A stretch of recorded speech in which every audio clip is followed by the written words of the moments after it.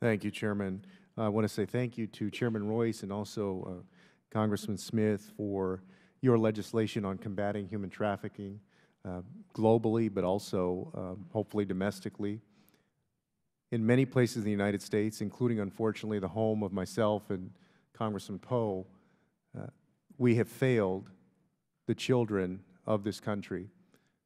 Specifically, the state government in Texas has failed the children of this country.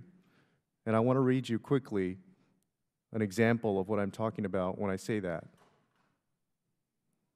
Karen Bass mentioned that many of these human trafficking and sex trafficking victims are folks who have gone through the foster care system.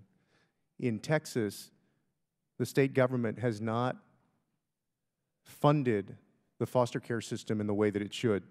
And so this year, there have been articles all over the news about how foster care kids are being made to sleep in state offices because there is nowhere else to put them. So here's a headline from April 14th, 2017, just a few weeks ago. Children sleeping in CPS offices, Child Protective Services offices, spiked in March, mystifying Texas officials. Children sleeping in state offices due to foster parent shortage because the state government has not properly dealt with that program. With respect to human trafficking and sex trafficking victims, the situation is even worse.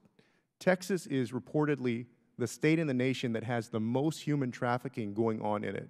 If you think about it, because of the corridors, I-35 going from south to north, I-10 going from California to Florida, it makes it a hub for human trafficking in this country. Yet the state government, the governor, the lieutenant governor, the state leaders have not taken this problem seriously. They have failed the children of Texas. So a few months ago, the Texas Tribune did a whole series on human trafficking in Texas, and this was one of the headlines from one of the stories. It says, Texas couldn't help this sex-trafficked teen, so authorities sent her to jail. No one wanted Lena behind bars. She was not a prostitute. She was a child who had been sexually exploited. But teenage sex trafficking victims in Texas end up in jail for one simple reason. There's nowhere else for them to go. The state government, this is the Texas of the Texas miracle, one of the top 12 economies in the world that brags about how great its economy is and has for years. Its state leaders brag about how many jobs they've created, have literally been sending these sex trafficking victims, human trafficking victims, to jail because they simply don't care enough to deal with the problem. So I want to thank you two gentlemen for what you're doing in this committee to deal with this issue, mostly globally, as we try to help other countries combat this issue.